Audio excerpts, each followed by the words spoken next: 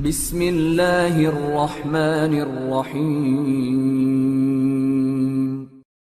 شروع اللہ کے نام سے جو بڑا مہربان نہایت رحم والا ہے۔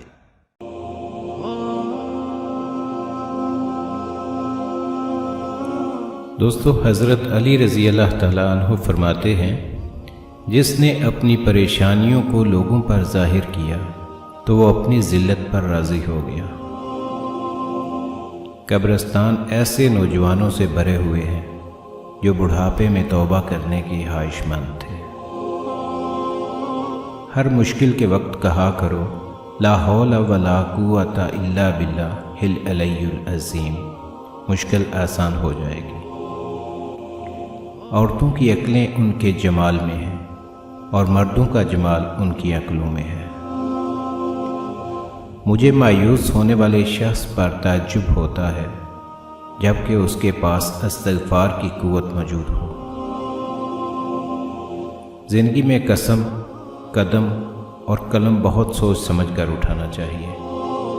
الفاظ ہی سب کچھ ہوتے ہیں، دل جیت بھی لیتے ہیں اور دل چیر بھی دیتے ہیں۔ یہ دنیا بھی کتنی عجیب ہے، ایماندار کو بے وقوف، بے ایمان کو عقل مند اور بے حیا کو خوبصورت کہتی ہے۔ جہالت ایک قسم کی موت ہے اور جاہل لوگ چلتی پھرتی لاشیں ہیں۔ تنگ دستی میں سخاوت کرنا، غصے میں سچ بولنا اور طاقت ہوتے ہوئے بھی معاف کرنا بہترین نیکی ہے۔ جب کوئی دوست تمہیں اپنا راز بتائے تو یہ سمجھ لینا کہ وہ تمہیں اپنی عزت امانت دیتا ہے، اس میں کبھی بھی خیانت مت کرنا۔ جس آدمی کی زبان خراب ہو جاتی ہے اس کا نصیب بھی خراب ہو جاتا ہے۔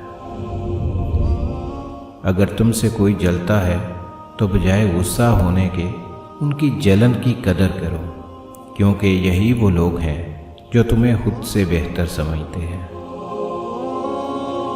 جب بھی کسی کے ساتھ نیکی کرو تو اسے بھول جایا کرو، جیسے گناہ کرتے وقت اپنے رب کو بھول جاتے ہو۔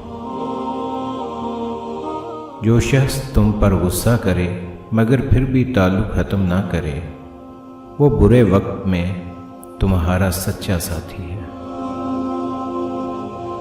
لوگ دو طرح کے ہیں، ایک صحیح لیکن اس کے پاس پیسہ نہیں ہوتا، دوسرے مالدار مگر وہ کسی کی حاجت روائی نہیں کرتے۔